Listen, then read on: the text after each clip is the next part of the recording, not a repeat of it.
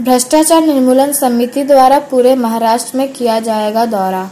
भ्रष्टाचार निर्मूलन समिति के अध्यक्ष रविंद्र द्विवेदी द्वारा महाराष्ट्र के हर जिले में 12 फरवरी से 19 फरवरी 2019 तक संस्था द्वारा दौरा किया जाएगा। दौरा करके यह संस्था यह पता लगाएगी कि महाराष्ट्र सरकार के विधायक और केंद्र सरकार के सांसद अपने अपने क्षेत्र में क्या काम किए हैं, उसकी जानकारी हर जिले से निकालकर अपनी रिपोर्ट महाराष्ट्र सरकार और केंद्र सरकार को उनके द्वारा दिए जाएंगे।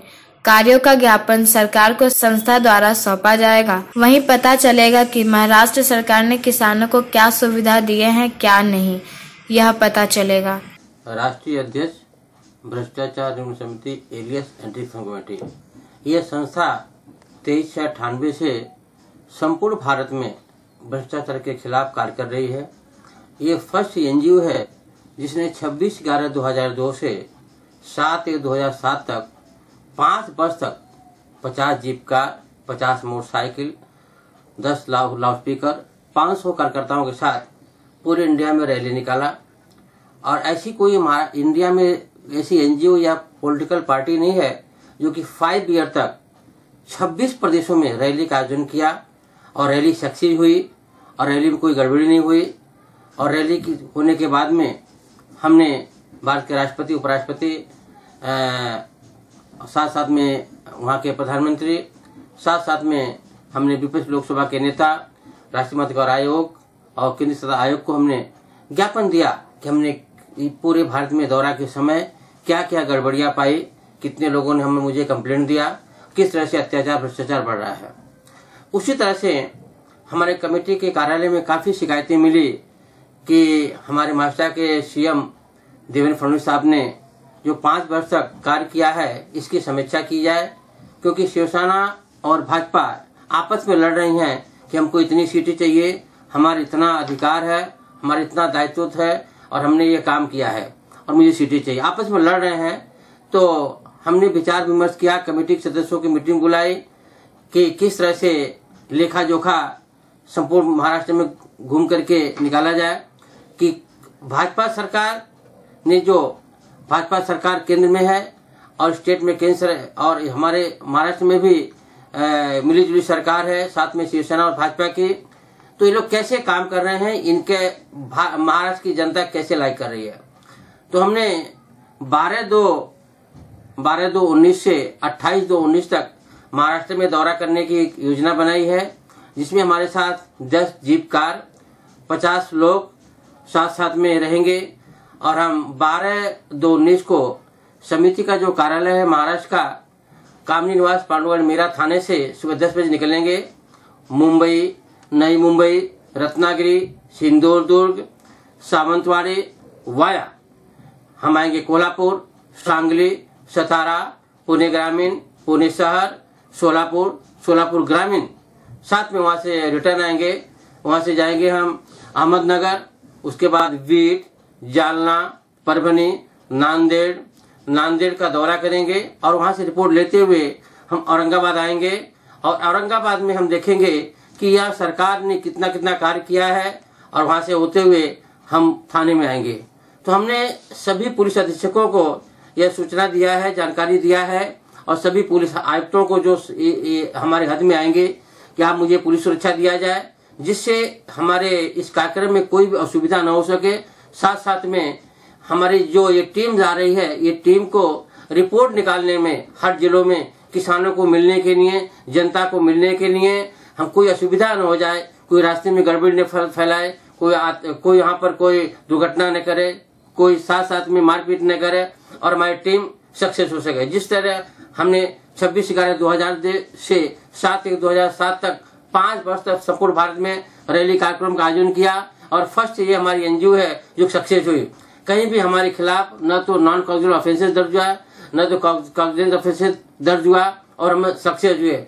तो मैं इसी तरह से यह रिपोर्ट केंद्र सरकार को 11/3/19 को सौंपूंगा। साथ में 4/3/19 को मास्टर सरकार को सौंपूंगा कि आपके कार्यकाल में किस तरह से लोगों को न्याय मिला या नहीं मिला, लोग आपसे खुश है या नाखुश है, आपने कितना काम किया और सही में आपको वोट देना चाहिए कि नहीं देना चाहिए, ये जनता से मैं मांग करूंगा। तो हमें 12/2/19 से दौरा करूंगा, 28/2/19 तक दौरा करूंगा और सभी जिलों में जाऊंगा। इस संस्था के अध्यक्ष रविंद्र द्विवेदी ने कहा कि 22 जनवरी 2019 को लंदन में एक प्रेस कॉन्फ्रेंस किया गया, जहां पर यह कहा गया कि गोपीनाथ मुंडे की दुर्घटना नहीं, उनकी हत्या की गई है। जबकि रविंद्र द्विवेदी का कहना है कि उन्होंने महाराष्ट्र सरकार को उसी समय पत्र लिखकर यह बताया था कि उनकी सड़क दुर्घटना नहीं हुई है, बल्कि उनकी हत्या की गई है। पेश है मीरा रोड की खास रिपोर्ट। 22/1/19 को हमने भी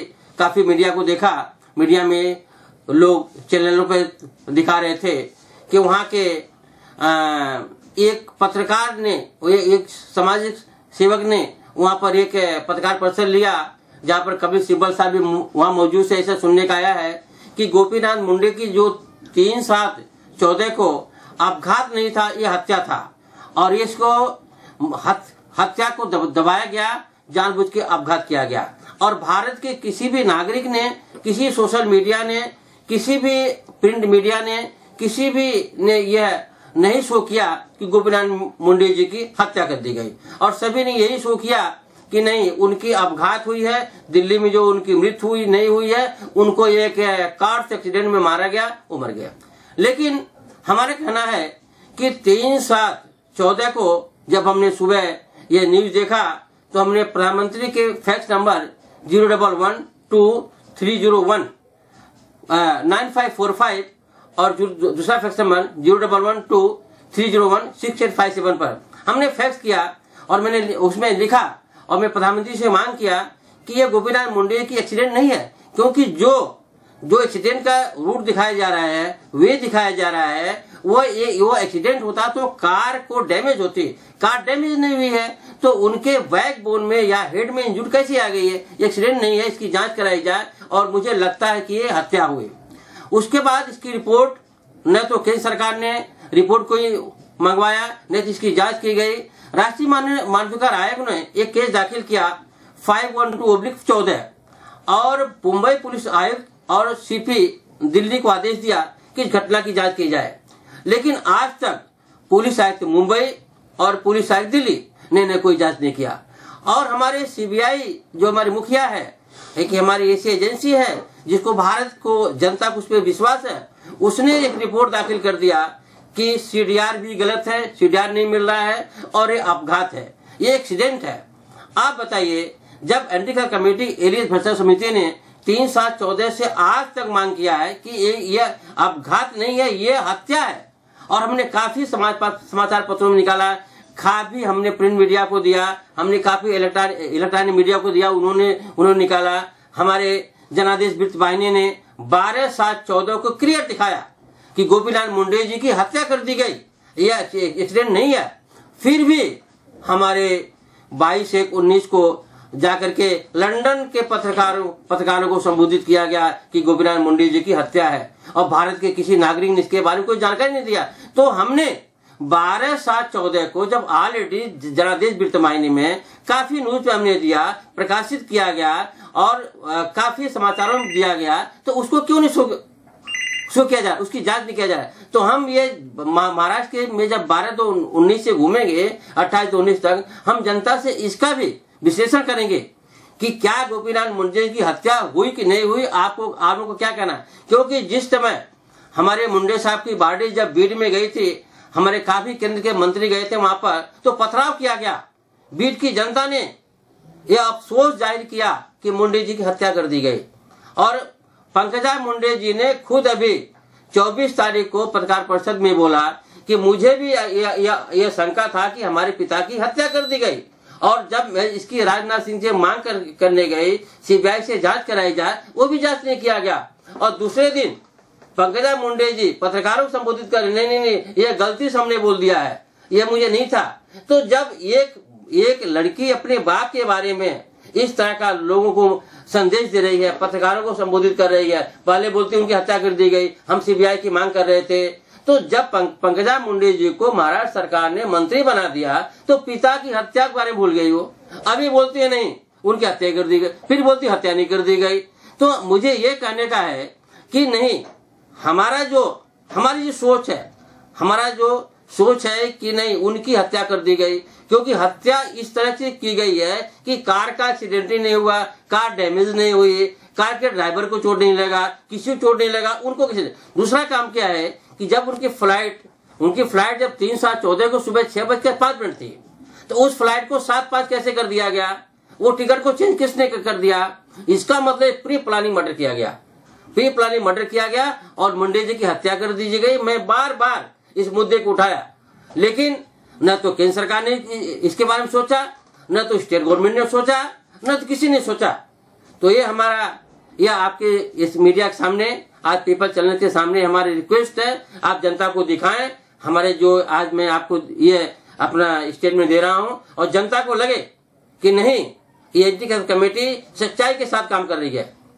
हमारी कमेटी ये जो भ्रष्टाचार के खिलाफ अगेंस्ट करप्शन क्राइम काम कर रही है, ये जनता के लिए, चाहे कोई भारतीय जनता पार्टी की रहे या कांग्रेस का या सपा का या बसपा का, किसी पार्टी का, अगर कहीं भी अत्याचार होता है तो हमारी कमेटी निःशुल्क बिना किसी चार्ज के और यह निर्भीक निडर रूप से ये काम करती है और आवाज उठाती है, और हम इस तरह से काम करते रहेंगे। और मैं शिवसेना और भाजपा को यह जरूर बताना चाहता हूं कि आपने जो अच्छा काम किया है वो महाराष्ट्र की जनता के सामने है। आप अपने अपने उम्मीदवारों को खड़ा करें और सच्चाई सामने आ जाएगी कि आपने कितना अच्छा काम किया, कि किसने नहीं किया, कौन किया, यह बोलने से कुछ मिलने वाला नहीं है। और जो आपके लोग मीडिया में बार बार जा रहे हैं कि नहीं हम गठबंधन तोड़ देंगे, हम नहीं रहेंगे, तो आप 5 साल से कैसे काम किए? मैं 5 साल से देख रहा हूँ शिवसेना भाजपा का ही चल रहा है। कभी सीएम साहब बोलते हैं कि हम शिवसेना के साथ नहीं है, शिवसेना बोलती है हम भाजपा के साथ नहीं है। ऐसा क्यों?